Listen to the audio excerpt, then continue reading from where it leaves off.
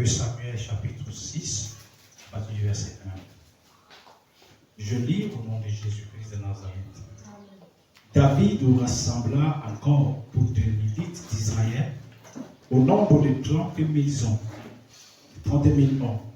Et David, avec tout le peuple qui était auprès de lui, se mit en marche depuis Balé-Juda pour faire monter l'arche de Dieu devant laquelle est invoqué le nom de l'Éternel des armées qui réside entre les chérubins au-dessus de l'arche. Ils le mirent sur un char neuf, l'arche de Dieu, et l'emportèrent de la maison d'Abinadab sur la colline. Uza et Achor, fils d'Abinadab, conduisaient le char neuf. Ils l'emportaient donc de la maison d'Abinadab sur la colline. Uza marchait à côté de l'arche de Dieu, et Achor allait devant l'arche. David et toute la maison d'Israël jouaient devant l'Éternel de toutes sortes d'instruments de bois, des chypres, des harpes, des luttes, des tambourins, des sistres et des cymbales.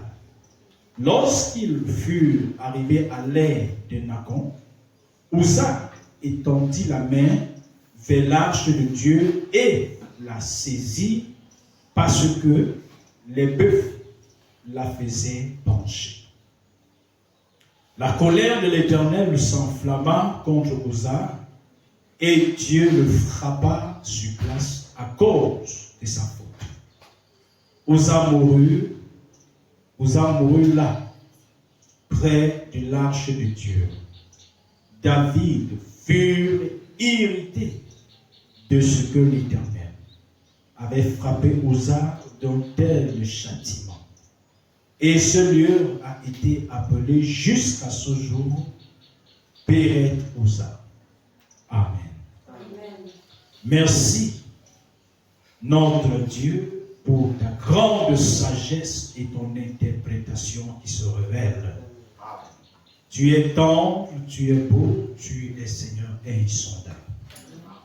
Nous nous prosternons devant toi ce matin et nous implorons, Seigneur, ta présence, ô Dieu, en nous, qui nous amène à comprendre ta parole. Béni sois-tu parce que tu es vivant, au nom de Jésus-Christ. Amen. Dieu vous bénisse. Asseyons-nous, Seigneur. Alors, frères et sœurs, on a ici un récit. On a ici David, on a Dieu, on a Uza, on a l'arche. C'est quoi l'arche? L'arche était le coffre, était un coffre fait en bois, respectivement ou de manière restée, un coffre fait en bois qui respectait le modèle que Dieu avait intimé à Moïse. Et dans cette arche habitait la présence de Dieu. Donc, cette arche était en fait un signe. Un signe. Ça veut dire toutefois que l'arche était là, c'était un signe que Dieu était là. De même comme l'huile d'olive que nous utilisons parfois pour consacrer les maisons. L'huile lui-même a été fabriquée par les hommes. Et cette huile sert bien des fois à la cuisine pour ceux qui ont un peu plus de moyens que les autres. Pendant que cette huile se retrouve à l'église, cette huile se retrouve dans la cuisine des autres. D'autres font de la salade avec cette huile, d'autres font des omelettes avec cette huile. Mais la même huile, nous l'amenons, nous la portons à l'église et cela nous sert à officier, à faire certains, je vais dire, à prier pour les personnes souvent, respectivement à l'obéissance de la parole d'un Jacques. Il dit si parmi vous ou parmi nous quelqu'un est malade, qu'il va voir les anciens, qu'il confesse ses péchés à ses anciens, et que les anciens, après la confession de ce dernier, lui oignent d'huile et prient pour lui, car la prière du juste guérira le malade. Donc il nous enseigne de oindre d'huile. Ça veut dire si quelqu'un est malade, on peut appliquer l'huile sur lui. Et on prie pour la personne, et la personne guérit, si et seulement si la personne a été fidèle dans sa repentance, et que celui qui prie pour la personne a la foi. Donc c'est pas mal d'appliquer l'huile sur des personnes. C'est pas mal de consacrer les enfants avec l'huile, d'appliquer l'huile sur les enfants quand on veut les consacrer. Ce n'est pas mal d'appliquer l'huile sur les bâtiments quand on veut les consacrer. Alors maintenant, l'huile, il est aussi un signe, un symbole. Il est un signe parce que il symbolise, ou il reflète, ou il, je vais dire, matérialise la présence du Saint-Esprit. En fait, je vais dire, quand l'huile est ointe ou est versée quelque part, par la foi, respectivement la parole, de manière respective à la parole de Dieu, le Saint-Esprit prend place.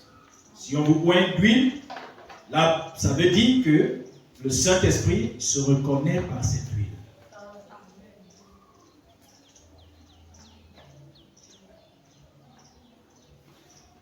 C'est ça. Le sang, dans le livre de Genèse, était aussi un signe. Ce sang qui était appliqué sur les linteaux des portes à Goshen, dans la ville où résidaient les enfants d'Israël, était aussi un signe. Quel était le signe? Premièrement, c'était un jugement de Dieu. C'est significatif, c'est-à-dire quand l'ange de la mort passait, il voyait le sang, il comprenait que une vie est morte dans cette maison, puisque chaque premier-né devrait mourir cette nuit-là. Quand l'ange de la mort se présentait devant une maison, il voyait le sang, il comprenait que une vie a été ôtée dans cette maison. Ça ne valait plus la peine d'entrer. Le sang de Jésus-Christ aussi, toutefois que nous nous couvrons dans ce sang et que la mort veut venir, la mort, quand elle voit le sang de Jésus, elle sait que quelqu'un est déjà mort. Amen. On ne tue pas un mort. Un mort est mort. Amen. Si on vous envoie, pour ceux qui aiment détruire, on l'envoie, va tuer tel, et que tu prends sur toi ton épée, tu arrives devant tel qu'on t'a envoyé tuer, et tu constates qu'il est mort. Vas-tu encore le tuer? Tu tournes simplement ton dos, tu rentres. C'est pourquoi la mort n'a plus de pouvoir sur nous. À cause de quoi? À cause de ce qu'un sang intercède pour nous. Et le sang qui intercède pour nous, c'est le sang du juste. Il a donné sa vie pour nous. Et c'est sous ce sang que nous avons la sécurité. C'est dans ce sang que nous avons le pardon de nos péchés. Et c'est par ce sang que les chaînes sont brisées. Amen.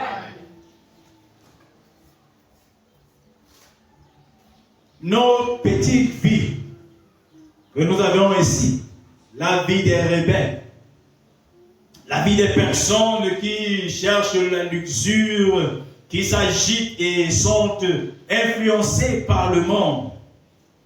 S'il fallait que nous marchions sans protection, on serait tous morts.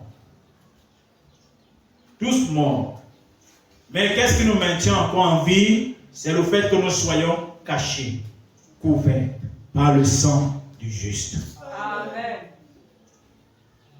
Que Dieu vous bénisse. Amen. Ce sont des symboles.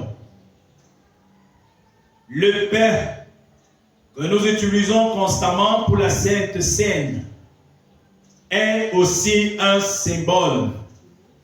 Parce que le pain n'est jamais la chair. Le pain reste le pain. La chair reste la chair. Mais c'est un symbole, c'est un signe. Et toutefois que nous mangeons ce pain, en fait, ce pain, ou bien la chair de Christ, s'identifie à ce pain dans nos corps. Amen. Mais ne pensons pas que le pain qu'on mange, c'est la chair. Ce n'est pas la chair, c'est le pain. Mais c'est juste un symbole. Amen. Il a dit, faites ça en ma mémoire. Quand Christ, lui, vivant, disait à ses disciples, voici, prenez, mangez, ceci est ma chair. Mais dis donc, ce Christ était vivant, avait toute sa chair sur lui. Mais les disciples mangeaient, c'était un symbole. Prenez-en et buvez, c'est mon sang. C'est aussi un symbole. C'est ça. Maintenant, toutefois que nous nous retrouvons en train de faire la chose, Christ s'identifie. S'il a dit qu'en prenant la coupe, nous prenons son sang, pendant que nous prenons la coupe, il s'identifie à cette coupe. Vous voyez?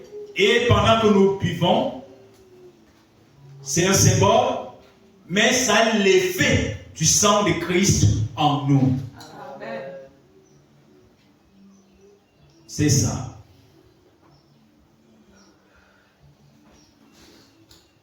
Gloire à Jésus.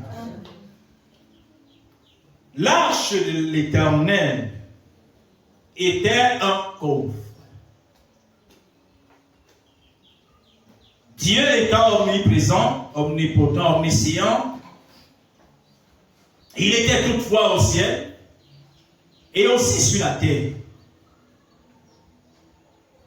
Et il a dit au peuple d'Israël, j'habiterai dans cette arche. Mettez-la dans le lieu très saint. Et tout Israël, dans sa mémoire, savait que Dieu était dans l'arche.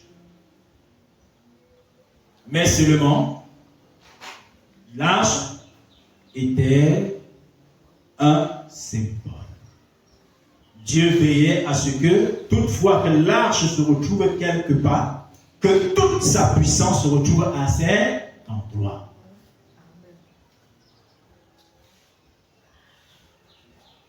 Que Dieu vous bénisse. Amen. Maintenant, l'arche n'était pas Dieu. Voilà. Alors, quand le peuple d'Israël s'est retrouvé en train de déshonorer, s'est retrouvé en train de manquer du respect à Dieu, leur Créateur. Dieu a gardé le silence.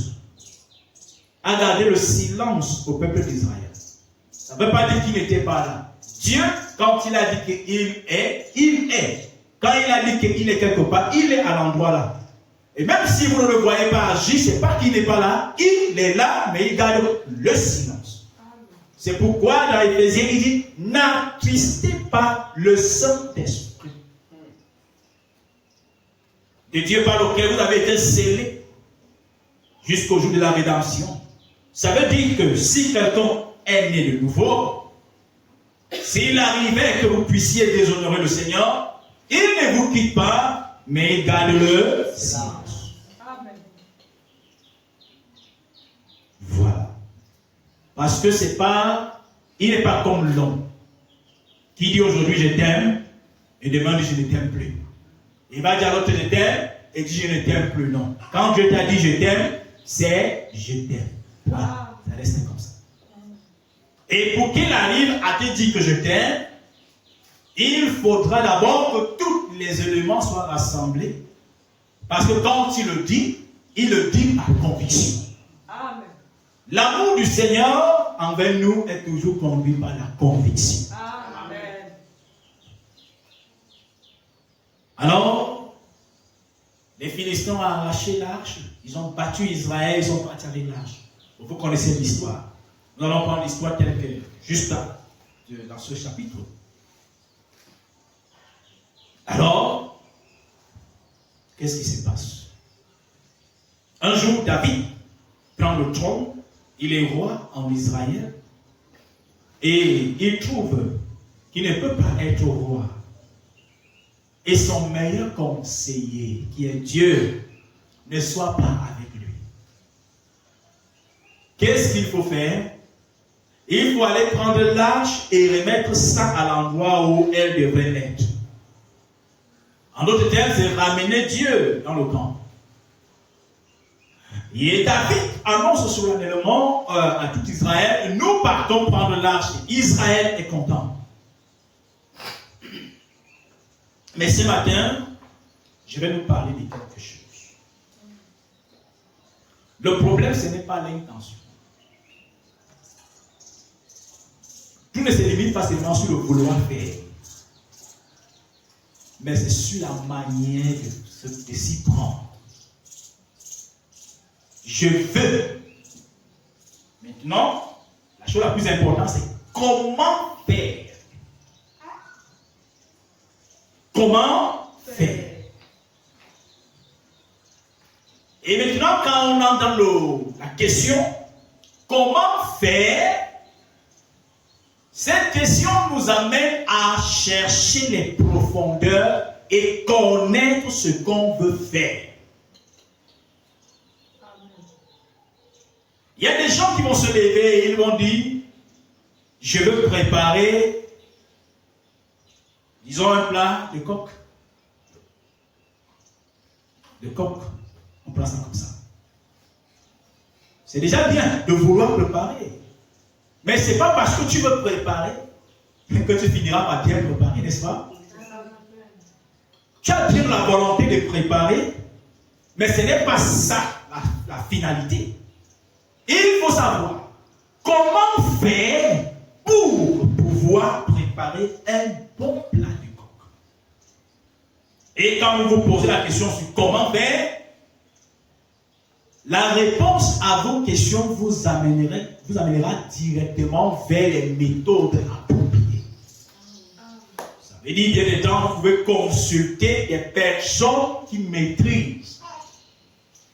Il y a des gens qui vous diront, non, ça c'est notre plat traditionnel, dont nous maîtrisons. Tu veux préparer le coq? Oui, ok, viens, je vais t'enseigner. Alors, on ne meurt pas en allant apprendre. C'est bien d'apprendre. David s'est levé et il a dit qu'il va faire. C'était déjà une bonne chose. Tout Israël était en joie. Mais la question qu'il ne s'est pas posée, c'est comment faire pour transporter l'arche de l'alliance de l'Éternel. Lorsqu'il aurait posé la question comment faire, on devait lui dire allons sonder les Écritures. Il n'a pas posé la question comment faire. Mais il s'est limité sur, en fait, ses expériences avec Dieu. Le fait qu'il pouvait parler à Dieu, Dieu lui répond. Le fait qu'il pouvait, je vais dire, dormir et que Dieu vient lui laisser dans son subconscience des choses à venir. lui révélait les choses à venir dans les songes. David s'est dit qu'il pouvait tout faire. Il s'est dit qu'il avait le monopole de la connaissance de Dieu.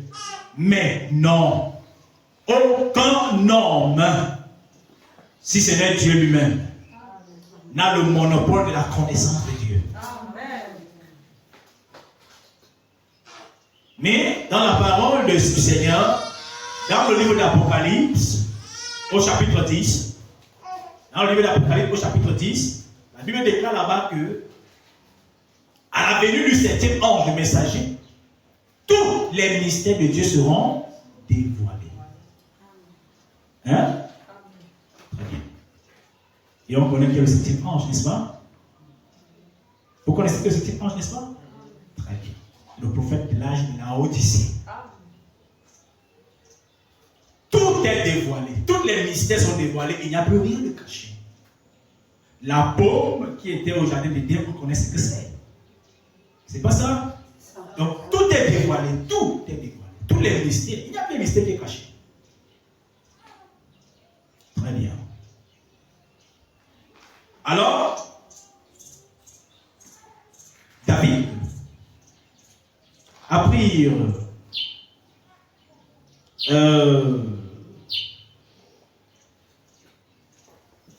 des chars, un char neuf, et il a dit, ce sont des chars qui seront conduits par des bœufs sur lesquels personne n'est monté. C'était déjà une bonne pensée. Parce que ça doit porter l'arche de l'Éternel. Donc, l'arche doit être la première chose que ces bœufs devraient porter. Le premier poids que ces bœufs devraient porter. C'est déjà bien. C'est bien d'honorer Dieu. Mais ce n'est pas ce que l'Écriture avait dit à ce sujet. David est arrivé, ils ont porté l'arche. Ils ont commencé à marcher. David a chanté. Il a pris des meilleurs choristes, des meilleurs chanteurs. Il a bâti toute une belle église. Et il y avait des chants avec tous les instruments de musique qu'il fallait. C'est déjà bien pour honorer Dieu. Mais ce n'est pas ça que Dieu avait besoin. Vous savez, Dieu, quand il dit « j'ai besoin de ton cœur », c'est le plus important. Tout ce que tu pourras faire, tout ce que tu feras, n'est pas son problème. Le problème de Dieu, c'est ton cœur. C'est tout. Monte, fais ce que tu veux. Je vais dire, ayez une très grande église. Ayez une église bien construite. Ayez, je vais dire, des grands enseignants. Ayez des personnes qui maîtrisent la langue française, la langue de Molière. Ayez tout ce que vous voudrez. Mais si vos cœurs ne sont pas consacrés à Dieu, c'est en vain. Amen. Vous comprenez ça? Amen. Pleurez, criez quand la louange passe. C'est bien de crier. C'est bien de pleurer devant le Seigneur. Mais il faudra faire cela quand vous lui avez d'abord consacré vos cœurs. Si vos cœurs ne lui sont pas consacrés, criez à tue-tête. C'est votre problème. Les chants que David précédait l'arche avec étaient bons. Tout était bien. Tout était bien. Un bon décor. La joie d'Israël, c'était une bonne chose. Mais ce n'est pas ça que Dieu attendait. Qu'est-ce que Dieu attendait, en fait? On va percer l'abcès. Quand Dieu avait demandé qu'on construise l'arche,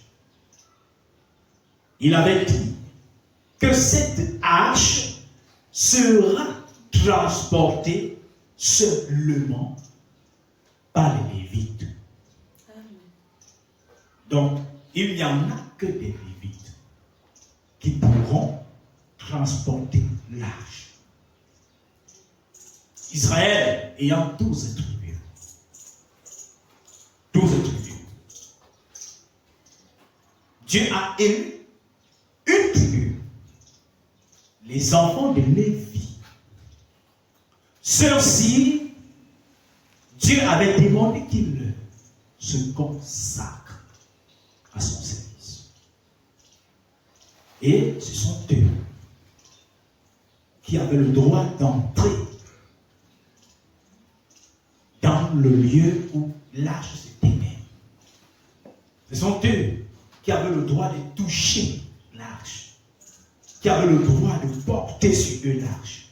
Et ils portaient l'arche sur les épaules. Et non sur la tête, mais sur les épaules.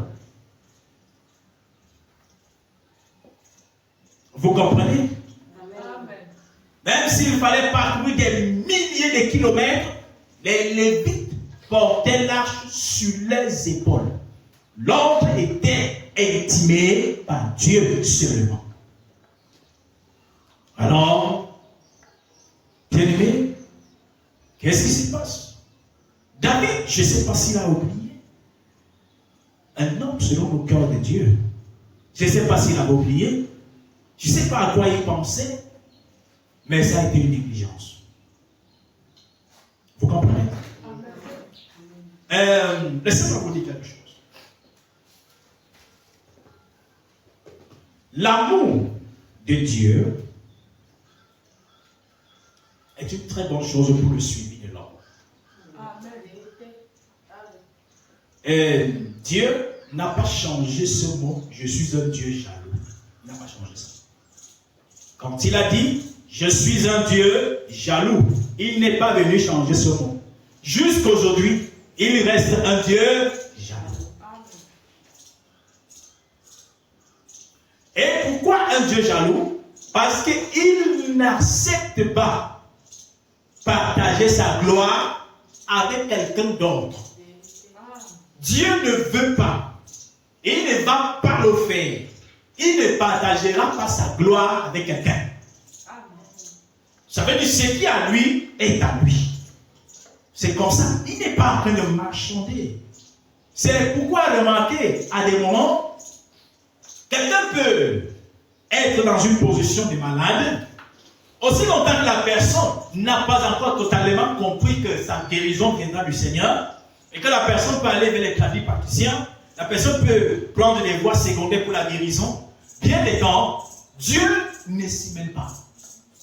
La personne va souffrir jusqu'à ce que tout son argent lui soit dépensé. Tout son argent soit dépensé. Et quand son argent est dépensé, c'est afin que la personne ne dise jamais que c'est parce que j'avais de l'argent que j'ai guéri. Non, Dieu, il te regarde. Ton argent sur lequel tu te confies, se dépense tout. Tu dépenses, tu n'as plus rien. Et puis, les remèdes que tu as pris, aucun remède ne vient à ton secours, ne te guérit. Au point où parfois les personnes, ils sont pressés. Vous voyez dans la Bible, la femme à la perte de sang, on dit, elle avait dépensé tout son argent. Elle avait tout dépensé. Elle était partie partout. Elle n'avait pas de solution. Ceci afin que, lorsqu'elle va guérir, qu'elle ne partage pas la gloire de Dieu.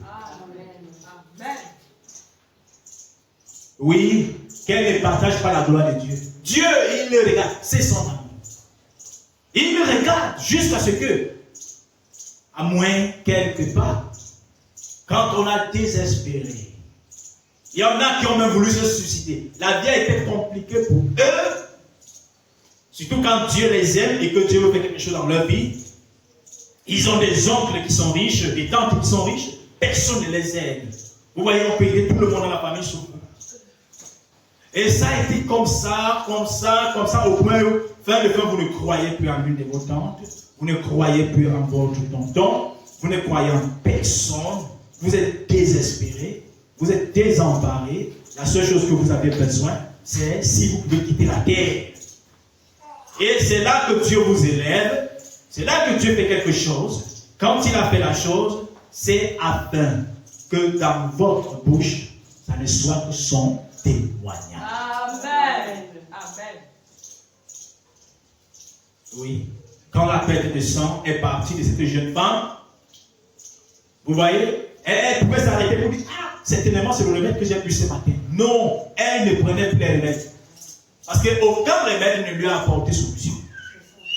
Quand Jésus-Christ dit qui m'a touché, les disciples disent mais Rabbi, nous sommes nombreux, plusieurs te touchent.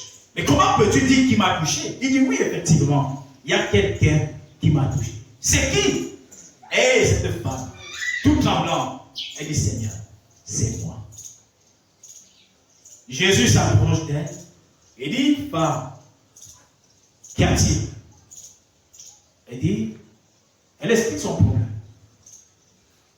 Elle dit, elle a souffert pendant des années. Mais quand elle a entendu dire que le guérisseur était dans la ville, Jésus-Christ, elle a couru vers ce guérisseur. Elle dit, quand j'ai touché le pan de ton vêtement, j'ai senti une vibration à l'intérieur de moi. Et l'écoulement a arrêté. Quand Jésus lui regarde, Jésus dit, femme, ta foi t'a sauvée. Amen. Si nous parlons du fait qu'on peut partager la gloire, parlons de Lazare. Lazare a connu la maladie. La maladie. Il a vraiment souffert de quelques temps de maladie. On allait dire à Jésus, ton ami Lazare est malade. Jésus pouvait venir à l'instant prier pour Lazare. Les gens devaient dire, Lazare, il devait guérir comme tout le monde. Même s'il priait, qu'il ne priait pas, Lazare devait guérir. Qui vous dit qu'il peut laisser ça. Laissez ça. Voilà. Les gens devaient toujours apporter un raisonnement. Les grands connaisseurs devaient apporter un raisonnement sur ça. Mais Jésus-Christ est resté tranquille. Pourquoi? Parce que il ne fallait pas qu'il aille prier pour Lazare. Ils ont tout fait. Et puis Lazare est mort. Des gens sont venus pleurer, se moucher, s'essuyer des larmes. Et après, ils ont dit, qu'est-ce qu'on pourra bien faire? Enterrons-le. Ils sont partis, ils ont mis Lazare dans le sépulcre, dans une tombe. Et puis, ils sont rentrés chez eux. Un jour est passé. Marthe et Marie disaient, oh, vraiment. 2 jours sont passés. Les gens sont venus. Ils ont dit, vraiment, mes condoléances. Lazare était un bon homme. Lazare allait. De l'autre côté, d'autres disaient, Lazare, c'est bien comme il est mort. C'était un méchant et tout. Donc, tout est passé. Le 3e jour, entre-temps, le Seigneur avait déjà pris le chemin pour venir faire éclater sa gloire et pour ne pas la partager avec quelqu'un. Amen. Parce que quand il est arrivé, si quelqu'un pouvait intervenir, ils auraient intervenu.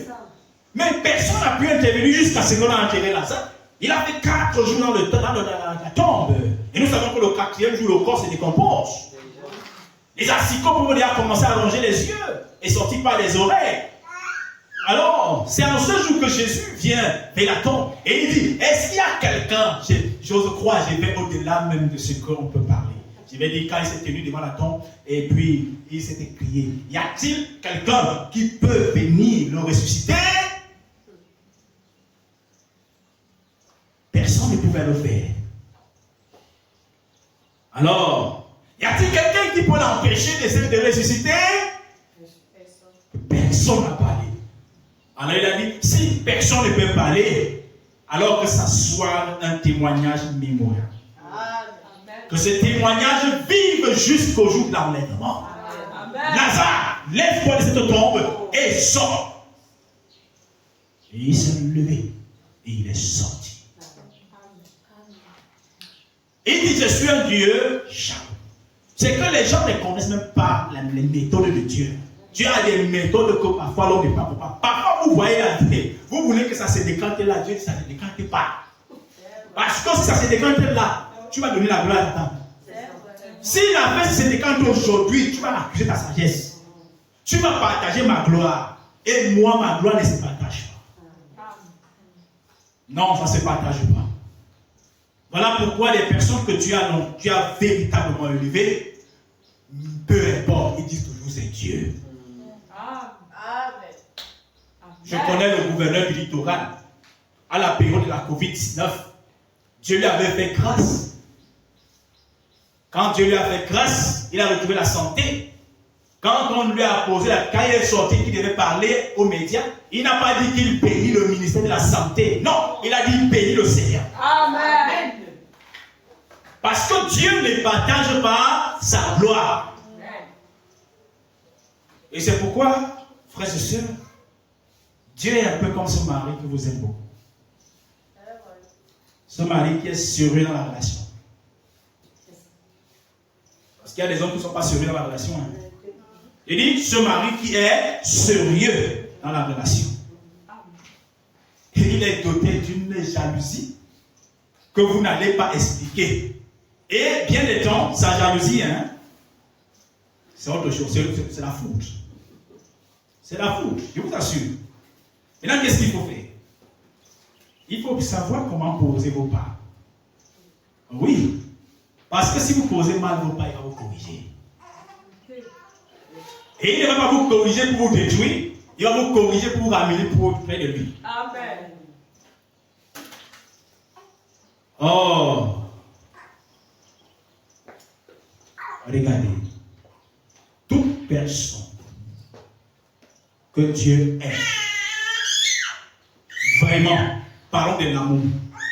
Toute personne que Dieu aime, Dieu châtie la personne. Amen. Amen. C'est vrai. J'ai dit, si vous êtes véritablement un chrétien et que vous êtes inscrit dans le livre des vies de l'agneau, faites une erreur, vous serez châtié. Vérité. Il dit, vous serez vraiment châtié. Pas châtié un peu, il dit châtié. Quand il dit châtié, ça veut dire corriger. Le fouet de Dieu transpercera votre chair, mais il ne touchera pas votre âme. Amen. Parce que Dieu garde tous les âmes de ses enfants. Amen. Amen. Amen. L'âme, aux yeux de Dieu, c'est ça. C'est l'or pur. Nos âmes sont l'or pur dans la main de Dieu. Amen. Dieu ne veut pas que quelqu'un blague avec nos âmes. Amen. Il a dit à Satan, va et fais tout, mais seulement ne touche pas son âme. Parce que les âmes, c'est ce pourquoi j'existe. Gloire à Jésus-Christ. Il y a un Dieu qui n'a pas été créé, un Dieu qui existe par lui-même, mais tout son amour est voué à nos âmes, à l'homme. Il aime l'homme. C'est pourquoi dans la création, dans toute la création, il a créé l'homme à son image. Et selon sa ressemblance. Je vous dis, si vous êtes dans le péché, si vous constatez que vous faites des choses et que Dieu ne vous châtie pas, ne riez pas, pleurez. Il dit, hein, allez chercher un endroit où vous couchez, non. Pleurez parce que en dehors d'elle, laissez-moi le dire à ma façon, ça veut dire que Dieu ne vous connaît pas. Dieu ne vous connaît pas. Parce que s'il vous connaît, quand il dit ne vous connaît pas, ce n'est pas pour dire que votre existence sur la terre ne connaît pas votre existence. Hein? C'est lui qui vous a mis sur la terre. Mais c'est juste que votre nom n'est pas écrit dans le livre de vie de l'agneau. Vous n'êtes pas son héritage. Amen. Vous avez déjà vu un homme qui a ses enfants et qu'il est en train de pleuvoir. Tous les enfants jouent sur la cour, sur la pluie. Quand cet homme entre sur la pluie, il prend qui? Son enfant. Amen. Et il laisse les autres, non? Amen. Il s'en fout des autres. Jouez comme vous voulez. Nagez même dans la rigole comme vous voulez. Quand il vient, il pêche son enfant. Il commence à civiliser son enfant. Il fouette. Les autres rient. Les autres disent, tu vois, on t'étape. On te fouette, tu vois, tu souffles, tu as fait. Oui, c'est parce qu'il a un parent et son parent l'aime. Pendant que ce monsieur fouette cet enfant, l'enlève de l'endroit où il est pour dire, va à l'intérieur. L'enfant s'énerve pour dire, le parent m'empêche de jouer avec mes amis, mais pourtant, non. Ce parent vous évite le paludisme. Ce parent vous évite le froid. Ce parent vous évite les blessures. Ce parent vous évite beaucoup de choses. Amen. Maintenant, quand vous êtes couvert à l'intérieur, quand le pire viendra, ça prendra ceux-là qui sont en train de rire. C'est comme ça souvent. Vous voyez, quand un chrétien est tombé et que la faute et que la main de Dieu se pose sur ce chrétien, d'autres diront, ah, toi, tu ne connais pas faire. Moi, je sais faire. Voilà pourquoi. Qui me voit? Qui me connaît? Toi qui es en train de dire qui me voit, qui me connaît, tu es rejeté. Tu es rejeté. Parce que laissez-moi vous dire. Alléluia. Amen. Dieu ne tolère pas voir son enfant dans la saleté. Vérité. Il est un Dieu saint. Amen. Il est un Dieu bon. Amen. Alors s'il est saint, il faut que ses enfants soient saints. Amen. Ça veut dire qu'il y a des moments où l'enfant peut jouer dans la saleté. Ce parent viendra prendre son enfant, le corriger et changer ses défauts. N'est-ce pas? Amen. Dieu nous pardonne constamment, n'est-ce pas? Amen. Dieu nettoie, il nous pardonne pendant nos péchés, n'est-ce pas? Mais il nous faut être aussi.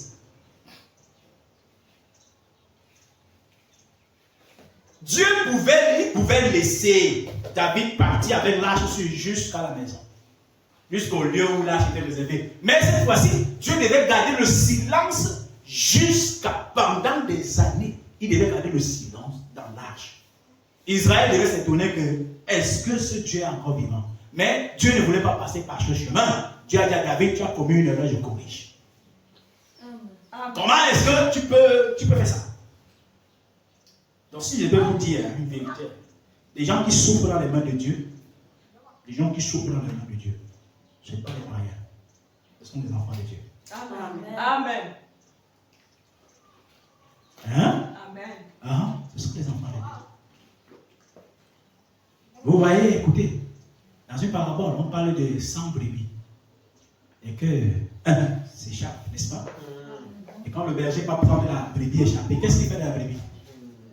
Il casse la patte. Écoutez la parabole. Il casse la patte. Pourquoi? Pour l'empêcher de marcher encore. Comme il aime s'évader, on verra encore avec quoi est-ce qu'il va s'évader. Et quand il a cassé la patte de la brebis, où est-ce qu'il met la brebis? Sur son épaule. Amen. Gloire à Jésus. Amen. Oh, notre Dieu est grand. Amen. Vous voyez, plein de choses se déposent dans mon esprit ce matin. Je ne sais pas comment les arranger pour vous donner. Mais je parle simplement. Je parle simplement. Dieu, pour nous, moi, je sais que Dieu doit me corriger. C'est mon Père. Amen. Quand je fais quelque chose qui ne va pas, il doit me corriger. Si je refuse que Dieu me corrige, ça veut dire que je ne suis pas fils de la maison.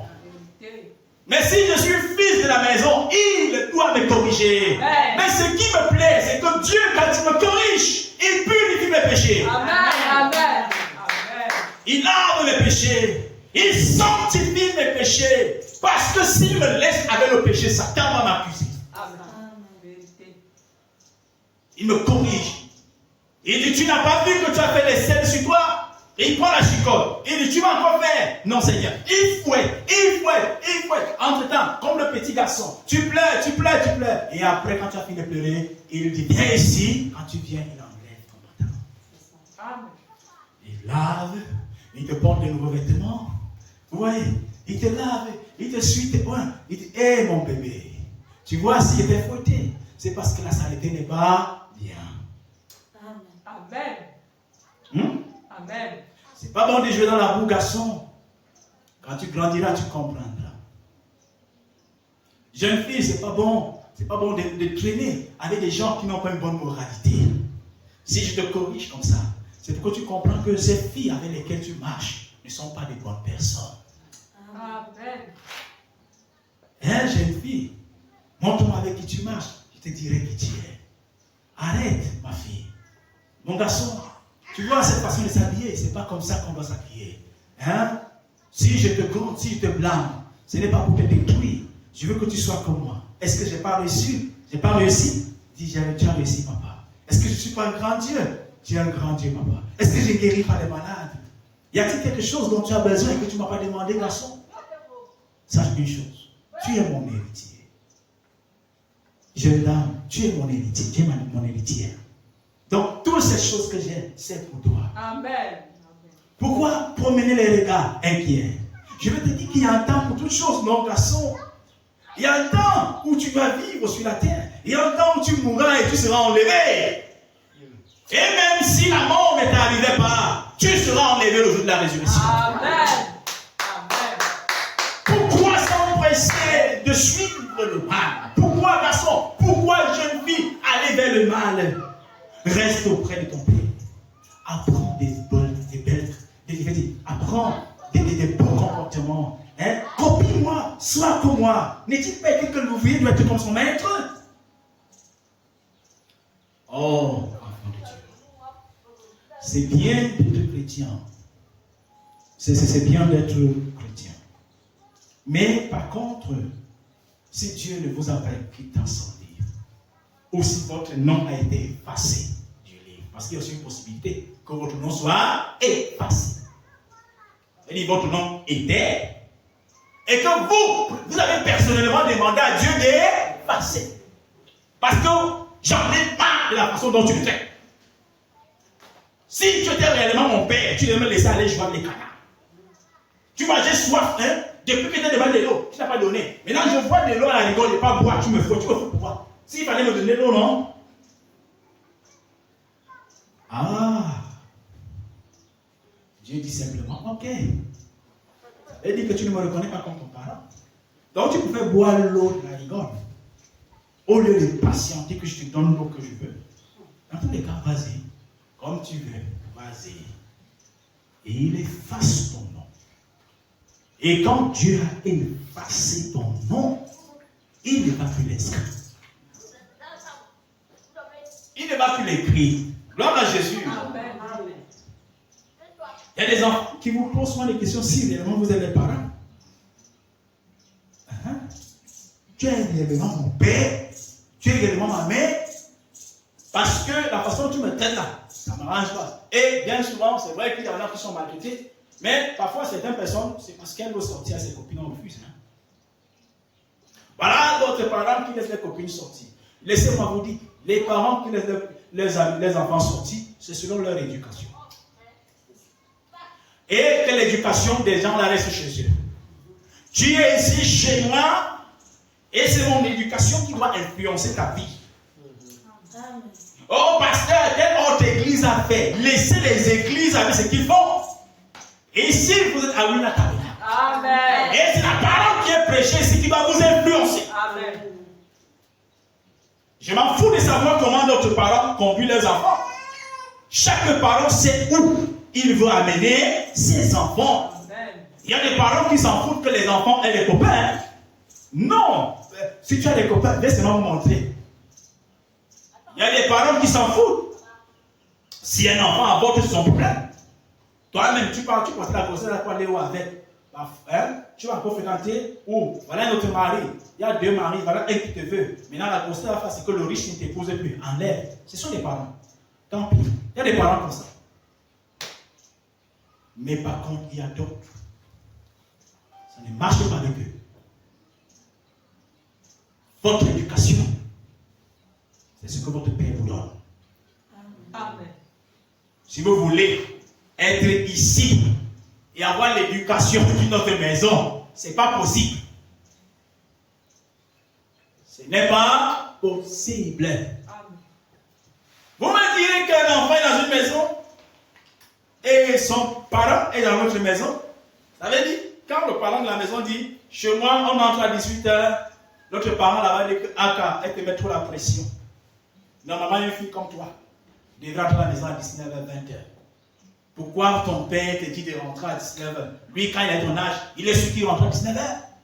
Ton père, je le connais. Il donne au bas. Comment il peut te dire de rentrer à 19h? Et quand ton papa dit, je ne t'ai pas dit de rentrer à 19h, tu dis, papa, tu déranges. Pourquoi? Parce que notre éducation t'influence. Ok. Il n'y a plus d'autre éducation qui doit nous influencer.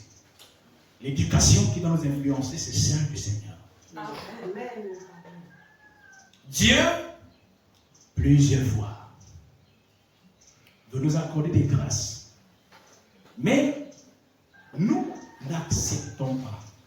Parce que nous prétendons dire que nous sommes avec lui.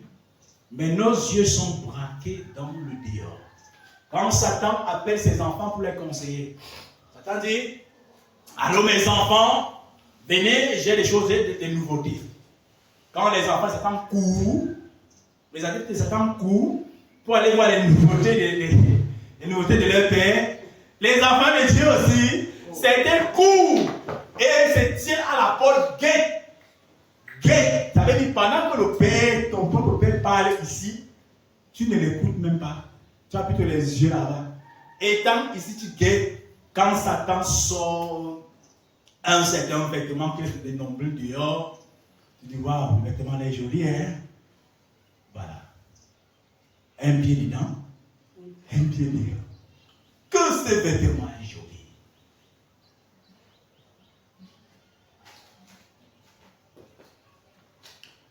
Si tu es comme ça, ce n'est pas Dieu qui te jette, c'est toi qui finiras à poser le deuxième pied dehors.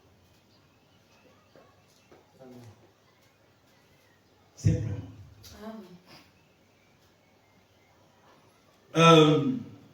Laissez-moi vous dire, je ne supplie pas les chrétiens. Je ne peux pas supplier le chrétien. Vous savez pourquoi je ne peux pas vous supplier? C'est parce que ce n'est pas moi qui vous a fait venir ici.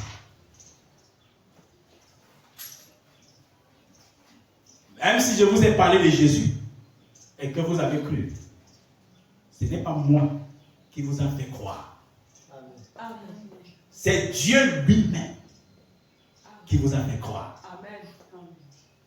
Vous n'êtes pas ma propriété. Vous n'êtes pas mon héritage. Vous êtes l'héritage de Dieu. Amen. Et je suis simplement un serviteur de Dieu pour vous. Ça veut dire que je n'ai rien à décider de moi-même sur vos vies. C'est Dieu qui décide sur vos vies. Amen. Je ne peux pas vous maintenir ici. C'est Dieu qui vous maintient ici. Je ne peux pas vous faire partie. C'est Dieu qui vous fait partie. La seule chose que je me dois de faire, c'est de prêcher ce que Dieu me donne de prêcher. Amen. Et quand j'ai prêché et que j'ai fini, je dis à Dieu, Seigneur, j'ai fini. Et c'est lui qui fait le travail dans vos cœurs. Amen. C'est Dieu qui fait le travail dans vos cœurs. Mais par contre, si je veux commencer à vous supplier, alors quand Dieu me dira de vous dire quelque chose, je ne vous dirai pas. Je dirai à Dieu, tu ne trouves pas que c'est trop dur. Comment toi-même tu me dis d'aller dire ça aux gens? Tu veux briser les cœurs, Seigneur? Non. Ça n'arrivera pas. C'est pourquoi, excusez-moi de vous dire, la foule est une bonne chose. Mais je n'aurai pas la foule parce que je veux. Mais c'est si Dieu veut. Amen. Si j'ai la foule parce que je veux, je vais commencer à améliorer ma parole. Pour créer la place à tout le monde, n'est-ce pas? Amen. Pour créer la place à tout le monde. Non, tel peut s'asseoir, non, tel aussi peut s'asseoir, non, tel. C'est pas ma maison. C'est pas moi qui décide qui doit s'asseoir ou pas. Mais c'est Dieu qui décide qui doit s'asseoir ou pas. Amen. C'est pourquoi je vous dis souvent, si vous avez des problèmes, quand une parole, une prédication est sortie, ne vous adressez pas à moi, allez vous prosterner et dites à Dieu, Seigneur, me voici prosterné. Répète ce que tu as dit. Gloire à Jésus. Amen. Répète. Tu as dit ça sur la chaise. Toi, répète encore, me voici maintenant à genoux. Parle encore. Et tu traiteras ça avec Dieu là-bas. Gloire à Jésus. Amen. Sans que moi-même je ne sois au courant. C'est-à-dire que vous m'avez appris quand je passe sur la chaîne, non? Quand je passe sur la chaîne, je suis trop gentil, n'est-ce pas? Voilà, quand il vient chez vous là, on cause, on est gentil, n'est-ce pas? Voilà, ça veut dire que moi, je n'ai pas de problème avec vous. Quand il vient ici, je viens en mission. Et je dois bien faire ce qu'on m'envoie faire. Amen. Donc, si Dieu me dit, va, parle-leur, je vous parle. Et puis quand je descends ici, et que je viens chez vous, on est plus content. On est à l'aise. Maintenant, si ça vous fait quelque chose, c'est chez Dieu. Allez, parlez-lui. Toquez-lui la porte, il va ouvrir. causer. Voilà. C'est comme ça. Gloire à Jésus. Amen. Donc, que je ne dis même pas qui est mauvais. Je viens pour invoquer Dieu ici que je suis en train de parler. C'est simple. N'est-ce pas? Amen. Tout est simple. Parce que vous êtes les enfants de Dieu. Hein. Comment est-ce que le conseil de votre Père sera Dieu dans vos oreilles? Non, ça ne peut pas être Dieu. C'est plutôt si vous n'êtes pas l'enfant de Dieu et que vous vous retrouvez dans la présence de Dieu que ça va devenir des problèmes. Vérité. Voilà. Alors, Dieu a une seule façon de faire. Et quand il a dit de monter, il faut qu'on monte. Parce que si on ne monte pas, on s'attire des problèmes. On s'attire des problèmes. Regardez. La Bible déclare en Genèse que Dieu a créé toutes choses en 6 jours. Et que le 7e jour, il s'est reposé. Qui croit que Dieu a un repos? Dieu travaille encore, il est reposé. Pour moi, il travaille encore. Hein? Dieu est dans son repos, mes amis. Dieu est dans son repos. C'est l'homme la dernière chose que Dieu a créée, non? C'est pas nous la dernière chose que Dieu a créée. Il travaille quoi? C'est nous la dernière chose. Quand vous lisez au commencement, Dieu crée, il crée la terre, les cieux et tout et tout. Il est venu finir sur l'homme, non? L'homme est le dernier produit que Dieu a créé. Voilà. Et il s'est reposé. Ce qui se passe est que tout ce que nous vivons, Dieu a établi des lois pour ça.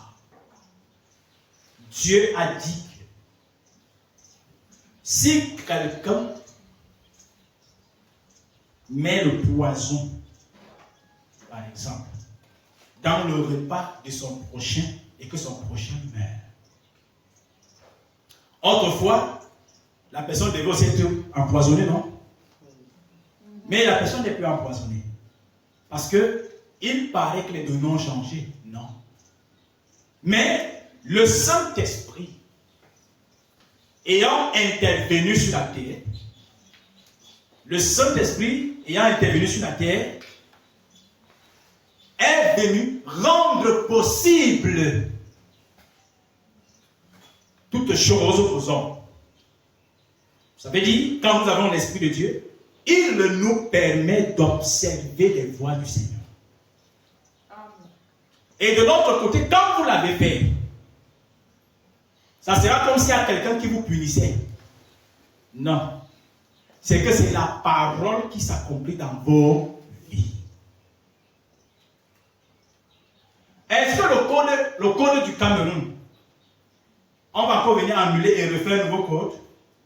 Le code a été fait. On a dit que si quelqu'un touche, vole, quand la chose a touché, il a volé. Et quand vous l'avez fait, et que vous l'amenez en justice, est-ce que toutes les personnes qui sont censées rédiger un code pénal vont s'asseoir pour rédiger un code pénal à votre sujet? Le code a déjà été rédigé. On connaît le nombre d'emprisonnements que vous devez écoper. Maintenant, quand vous arrivez là-bas, il est possible que vous puissiez vous justifier tout en disant que si j'ai pris, je ne pensais pas, je ne savais pas que c'était pour tel, je croyais, n'est-ce pas? Et le jugement se passe là-bas, et puis, soit vous sortez innocent, soit vous sortez coupable. Soit vous sortez innocent, soit vous sortez coupable. Et si vous êtes coupable, vous serez frappé par la parole, par le règlement. Si vous êtes innocent, vous êtes béni par le règlement. Amen.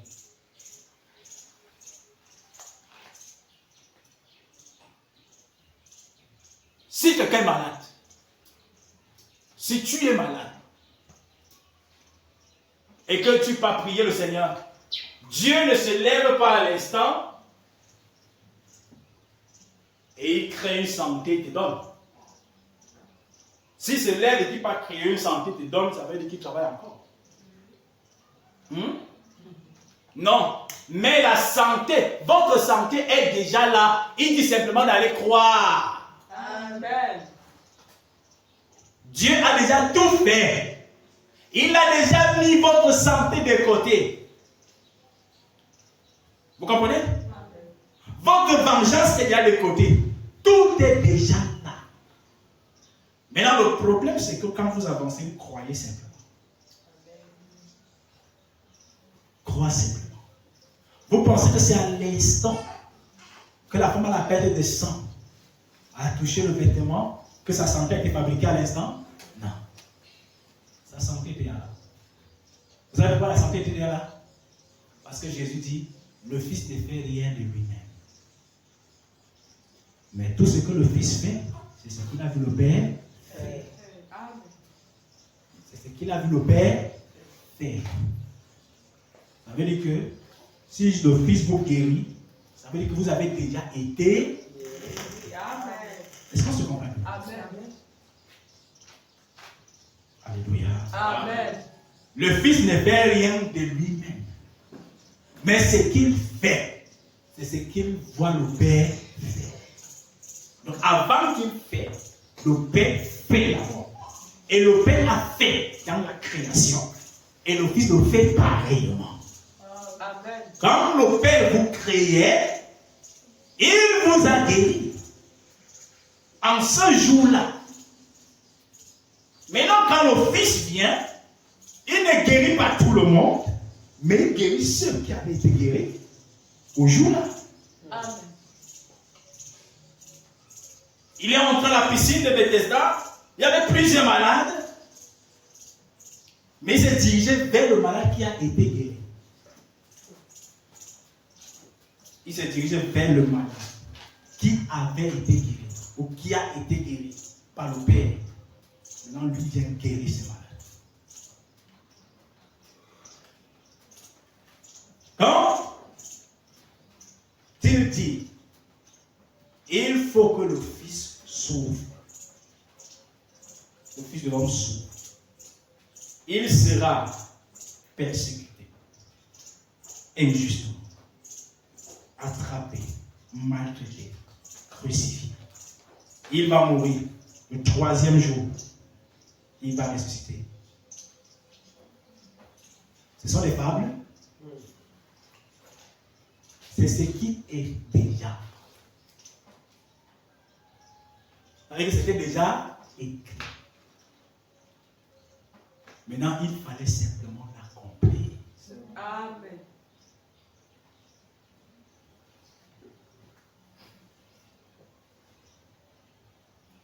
Dieu est au repos. Et les anges chantent son nom. Amen. Les anges chantent sa gloire. Amen. Et c'est sa parole. C'est sa parole qui est venue mourir pour nos péchés. Amen.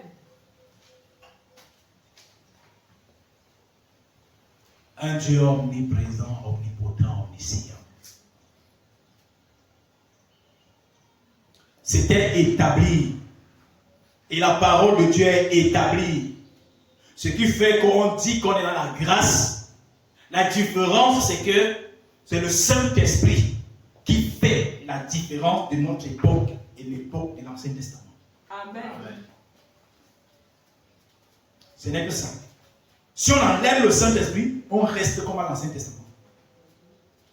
Parce que c'est celui qui a reçu le Saint-Esprit qui est fils de Dieu, n'est-ce pas? Amen. C'est la présence du Saint-Esprit qui nous amène à voir que la parole de Dieu a changé. Hein? Mais pourtant, la parole de Dieu n'a pas changé. La parole de Dieu n'a pas changé. Mais le Saint-Esprit en nous nous rend simplement capables d'être au-dessus de la loi. Amen. Hein? Ça veut dire, c'est que ceux-là n'ont pas pu observer, nous observons. Parce que le Saint-Esprit nous rend capables. Amen. Les autres étaient sous l'emprise du péché, mais nous sommes délivrés des chaînes du péché. Amen. Les autres étaient dans des condamnations, mais nous sommes à l'abri des condamnations. Et le Saint-Esprit, dans notre esprit, nous amène à être des personnes nouvelles. Amen. Et si je vais pour toucher les anciennes prédications que j'ai prêchées ici, je dirais, dès ce moment, nous devenons large. Pardon, nous devenons le lieu très saint, qui portons l'arche dans laquelle Dieu se tient à nous. Amen. Voilà la différence. Et quand cette parole est en nous, quand cet esprit est en nous, quand ce Dieu est en nous, nous ne vivons plus. Je vais dire quoi? Je vais dire cette parole que vous voyez n'est plus seulement une parole écrite et lue, mais c'est une parole qui est en nous. Amen. Donc, ça devient notre quotidien. Ça devient notre quotidien. Pourtant, autrefois, les autres, il fallait qu'on les lise. On dit, tu as enfreint la loi, tu as fait ceci. Pourtant, avec la parole. Quand j'ai le Saint-Esprit en moi, et je vais vous amener à comprendre qu'il faut expérimenter vraiment cette vie avec Dieu. Quand le Saint-Esprit prend possession de vos vies,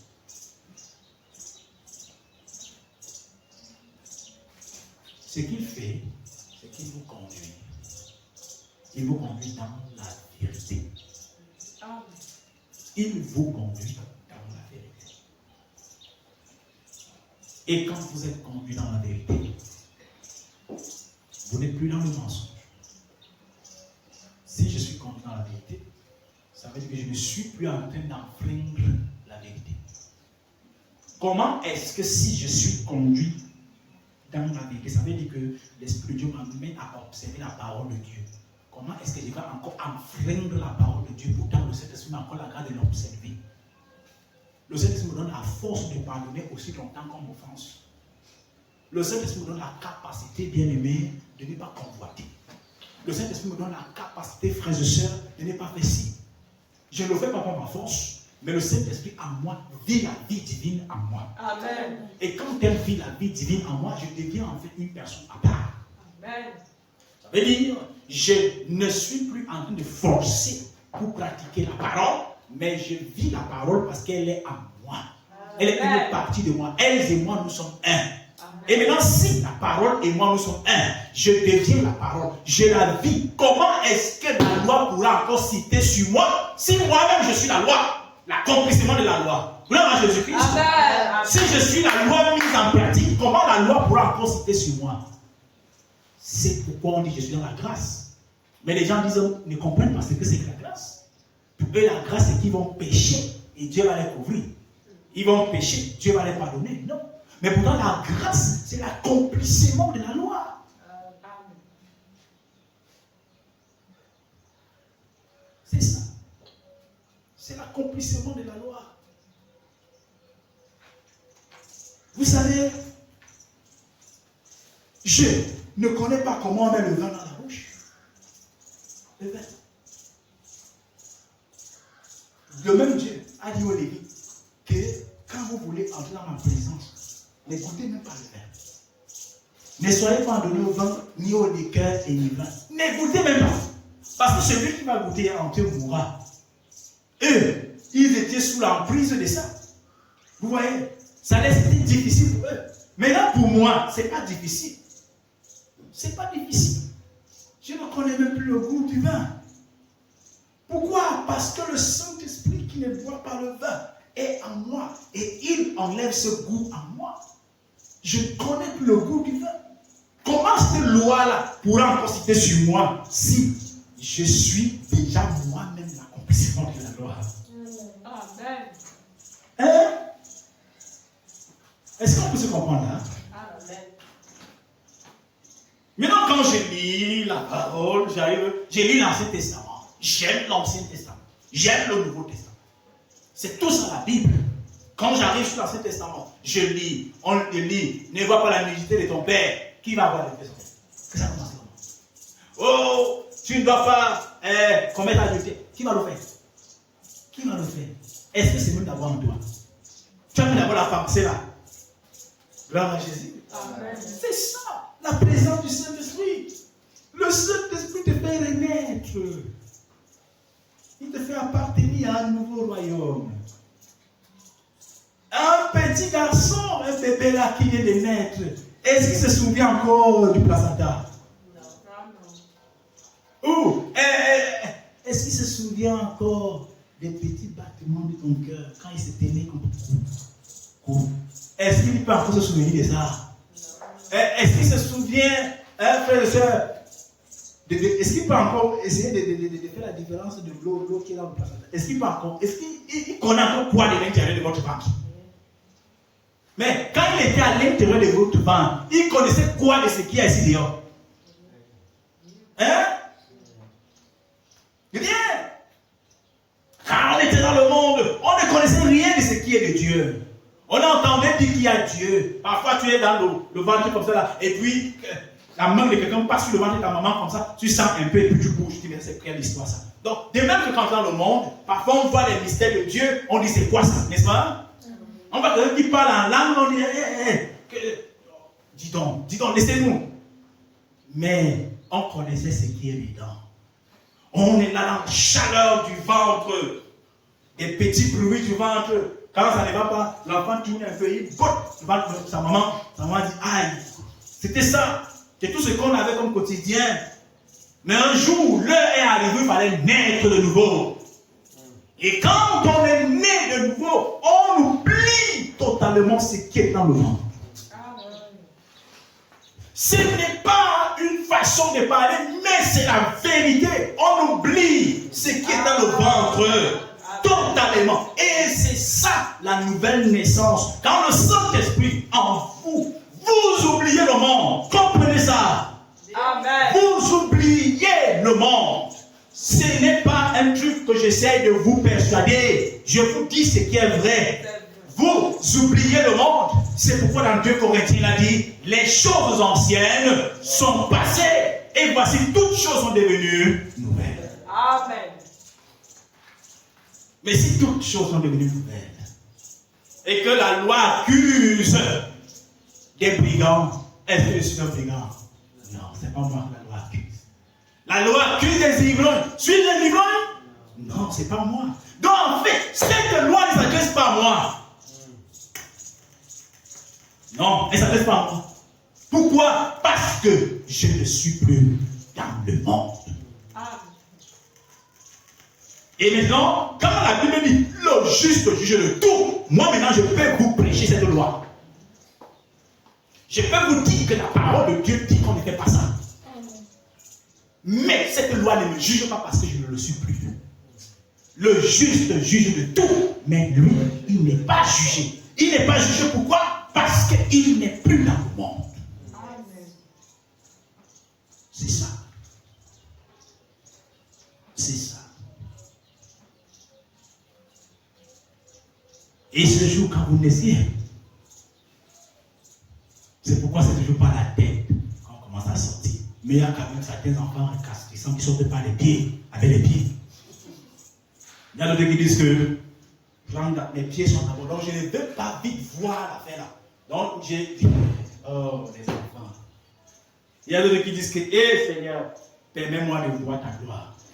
Donc directement, ça qui a déjà vu la gloire. Maintenant, le corps vient au fur et à mesure, n'est-ce pas? Mais le jour où vous naissez, je reconnais que tu peux tout et que rien ne t'est impossible. Seigneur, fais-moi voir ta gloire. Seigneur, fais-moi voir ta gloire. Ta gloire, Seigneur. Seigneur, fais-moi voir ta gloire. Quand on est né, on appartient à un nouveau royaume. La nature passée nous quitte. Nous n'avons plus les arrêts de la nature passée. C'est pourquoi, permettez-moi de vous dire, je ne vous envoie pas vous tuer, mais je vais vous parler de quelque chose qui est vrai. Ceux qui ont rencontré le Seigneur ont percé leur tapis avec le génie. Quand il doit prier, il reste à genoux, il prie jusqu'à ce que le Seigneur les accorde sa présence et qu'il se met à dialoguer. Mais par contre, aujourd'hui, quand les gens vont prier, les soucis sont pleins dans leur tête. De telle enseigne que quand il s'agenouille, s'il a trop fait, c'est 15 minutes. Et le 15 minutes, là, on appelle ça le forcing. Le forcing, ça veut dire un peu, laisse-moi. Donc, vous voulez la pensée, un peu, vos pensées, c'est paix. Vous voulez parler à Dieu, vos pensées, c'est paix. Vous voulez parler à Dieu, vous vous souvenez de votre argent, vous voulez parler à Dieu, vous vous souvenez de tel problème, vous voulez parler à Dieu, vous vous souvenez de telle copine, vous voulez parler à Dieu. Les trucs dans vos têtes, au point où vous faites les femmes, vous les levez, vous dites Amen. Partez vous asseoir. C'est misérable. On ne supporte plus se déconnecter du monde, se prosterner devant le Seigneur et lui dire Seigneur, mais voici. Mais voici. Pourtant ceux d'avant le faisaient. Et je suis sûr qu'il y en a encore en ce jour qui le font. Qui peuvent s'agenouiller et dire à Dieu Seigneur, mais voici. Des gens qui n'ont plus peur de perdre leur vie pour le Seigneur. Le problème c'est qu'aujourd'hui, notre vie nous coûte beaucoup cher. Beaucoup cher. Nous vivons tellement d'importance à nos yeux que le Seigneur. Ça veut dire, quand quelque chose doit attaquer nos vies, on va dire, on est prêt à laisser d'abord Dieu pour conserver nos vies. Si je ne fais pas ma vie, on va me quitter. Pourtant, il est dit que celui qui perd sa vie à cause du Seigneur la retrouvera. Mais celui qui veut conserver sa vie la perdra. Bien-aimé, quel est le sens qu'on donne à notre christianisme? Voici David, un homme que Dieu a aimé. Dieu lui a appelé homme selon mon cœur. Mais Dieu n'a pas supporté voir David commettre des erreurs devant sa présence. Vous savez ce que c'est qu'un homme selon le cœur de Dieu? Je crois même qu'il y en a des gens qui sont dans la grâce, qui ne sont pas selon le cœur de Dieu. David était un homme selon le cœur de Dieu. Mais Dieu ne lui a pas laissé le bénéfice du doute dans ses erreurs. Il a tué Uri, il a pris sa femme, et Dieu lui a traité comme il fallait. Il a récolté le fruit de ses actes. Alléluia. Il s'est mal pris ici. Il s'est mal pris. Au lieu de faire ce que Dieu demande, il est parti faire sa part. La Bible est claire. Au lieu qu'on fait ce qu'elle demande, on va faire pour nous. Dieu n'a pas toléré ça. Dieu a frappé dur. Et moi, je vais vous dire ce matin, je préfère que Dieu me frappe dur. Dur, qu'il prenne la verge de fer sur mon dos. Je préfère. Et qu'après, je sois sauvé.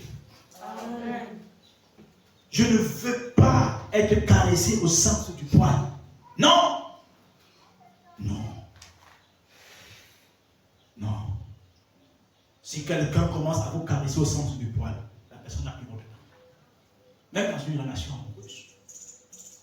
Quand vous pouvez entrer, sortir, on vous dit tu sors d'où? Tu vas où? Pourquoi tu fais ça? Quand vous posez encore des questions, ça veut dire que la personne vous aime, n'est-ce pas? Il est quelle heure? Tu viens à quelle? Tu as fait quoi? La personne vous aime. Si la personne vous pose des questions, elle vous aime. Mais du moment où vous sortez, vous rentrez à l'heure que vous rentrez et que la personne assise, vous passez vite, la personne ne vous dit rien. Ça veut dire que vous n'êtes plus dans son cœur. Vous n'êtes plus dans son cœur. Et par contre, quand la personne vous dit tu sors, laisse-moi, occupe-toi de ta vie. Non, la personne vous aime. Si Dieu peut nous demander les comptes, c'est parce qu'il nous aime. Celui qui veut vivre sans qu'on lui demande les comptes, tu as la gomme dans ta main. Tu vas pousser Dieu à trouver ton nom. Mais comment? On a beaucoup à faire. L'humanité s'oublie. Ils attendent la manifestation de Dieu dans nos vies. Ils veulent voir Dieu pleinement dans nos vies. Montrons-leur cela. Démontrons-leur cela. Et si nous le faisons, vous verrez que Dieu tout le temps se plaira. La parole ne se contredit pas. Dieu aimait la présence d'Adam. Chaque soir, Dieu descendait au jardin d'Éden. Dieu aime être accompagné avec l'homme. Qu'on ne vous trompe pas. Dieu aime l'homme. Dieu aimait Adam. Quand il vient, Adam, mon ami, Adam dit oui Seigneur. Tu es où? Tu es de quel côté? Comme s'il ne connaissait pas. Mais pourtant il sait où se trouve Adam. De même quand il arrive au jardin, il dit Adam, Adam. Adam s'est caché. Il savait où Adam était. Il pose des questions, pourtant il connaît la réponse. Alléluia. Adam, où es-tu? Mais il savait où Adam était. Adam dit, je suis caché.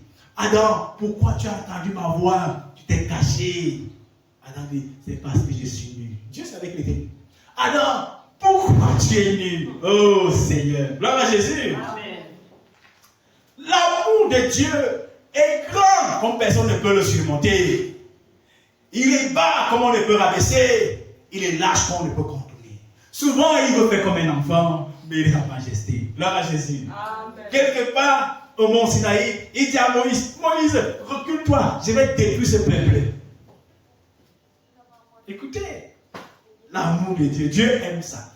Moïse dit à Dieu, non, Seigneur, avant de les détruire, tu dois d'abord effacer mon nom dans le livre que tu as dans ta main là. Si tu effaces mon nom dans ce livre, là maintenant je te permets de le détruire. Gloire à Jésus. Amen. Très beau récit. Très beau récit. Là c'était Jésus-Christ net. Net. Donc Moïse était un type de Jésus-Christ à l'instant là. Seigneur, je meurs pour eux. Comme tu veux leur détruire, détruis-moi pour qu'ils vivent. Alléluia. Amen. Quand tu as regardé Moïse dans les yeux, Dieu dit à Moïse, tu dis quoi? Moïse dit, le livre que tu as dans ta main, n'est-ce pas le livre de vie? Efface mon nom là-bas. Et puis tu pourras détruire ce peuple. Vous pensez que Moïse pouvait empêcher Dieu?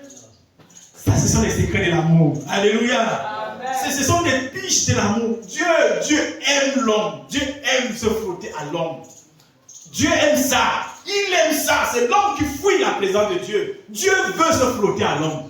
Et parfois, quand il se frotte à l'homme, il veut devenir homme. Alléluia. Amen.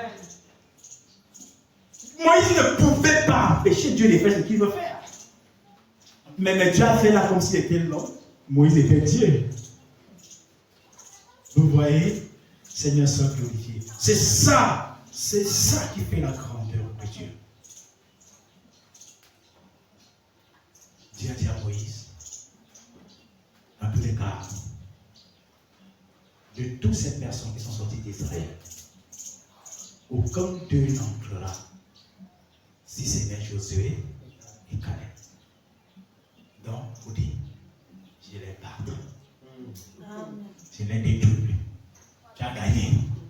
Tu as intercédé pour eux. Je les laisse. Et Dieu. Et le même Dieu qui a laissé Moïse, le même Dieu qui a dit que Moïse est le Dieu d'Aaron. Quand Moïse a déshonoré Dieu, Dieu lui a dit que viens là. Qui te permet de me désobéir. Puisque tu l'as fait, tu n'entreras pas à Canaan. Vous pensez que Dieu tolère ses enfants? Détrompez-vous. Si des gens qui cherchent l'argent vous ont dit dans les prédications que Dieu vous laisse, ils font de vous des gens rejetés par Dieu. Mais vous ici, vous ne serez pas rejetés par Dieu au nom de Jésus-Christ. Dieu n'a jamais négligé ses enfants. Ça veut dire quand son enfant veut faire comme ça, il bascule dedans. Tu veux faire comme ça, il bascule. Il se rassure. Quand le chien ou le chat veut porter son enfant, vous savez comment il fait? Quand on était petit, on croyait que la chat avait tué son petit. Il attrape ici. Ici. Il attrape ici. Il soulève. Quoi? Quand vous voyez, vous croyez qu'elle veut dévorer son enfant, mais pourtant elle a envie de sauver. Nous, souvent, on voit l'action de Dieu à notre sujet, à notre égard, comme si Dieu est mauvais. Les gens vous avez dit que non, Dieu est très bon, frère. Ce Dieu est très bon. Ce que tu as fait là, fais encore, il va toujours te pardonner. Si tu veux même, va faire un soir dans le monde, il t'attend. Vas-y. La porte est ouverte. Mais moi, je vais te dire.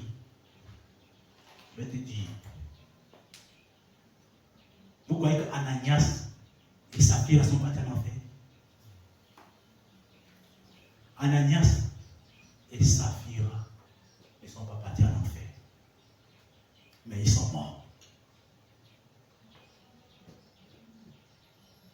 Parce que quand on recevait le Saint-Esprit et qu'ils étaient, ils ont reçu le Saint-Esprit.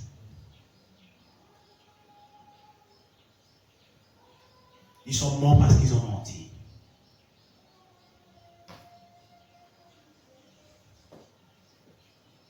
Amen. Amen. Saoul est allé en enfer? Non. Saoul n'est pas allé en enfer. Pourquoi? Parce que Samuel lui avait dit, toi et tes fils, vous viendrez me retrouver ici. C'est pas ça?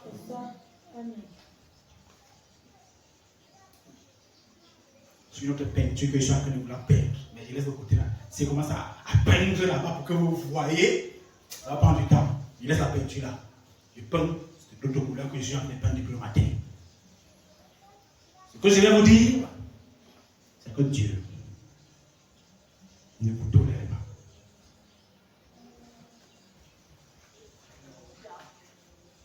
Il vous châtie pour votre bien. Amen. Et dans le châtiment, s'il vous aime, il pardonne vos péchés. Amen. Ça veut dire, si vous voulez souffrir, continuez à désobéir. Allez-y, désobéissez. Vous voulez que le pasteur vous donne l'ordre? Désobéissez si vous voulez. Vous souffrirez. Bien. Vous savez comment David a souffert, non? Vous connaissez tout ce que David a traversé. David, son fils a voulu le tuer. Des choses sont produites dans la main de David. L'homme se rend au cœur de Dieu. Des choses sont produites dans sa maison. Mais j'apprécie son attitude. Alors ce matin, pardon, nous devons conserver cela dans nos cœurs. Garder cette parole en nous et la méditer dans nos maisons. Et comprendre que quand Dieu a dit quelque chose, ça doit être ça. Dieu n'est pas un bavard qui va se lever et dire des choses qui ne tiennent pas. Donc s'il a dit quelque chose, c'est la chose. Si Dieu a dit monter, le monter, c'est pour tout le monde, sans exception. Si Dieu a dit descendre, c'est pour tout le monde, sans exception. Si Dieu dit courir, c'est pour tout le monde, pour tous les chrétiens, sans exception. Il n'y a pas des experts chrétiens, c'est pour tout le monde. Que Dieu bénisse sa parole. Amen. Donc, nous allons simplement nous lever pour prier à Jésus.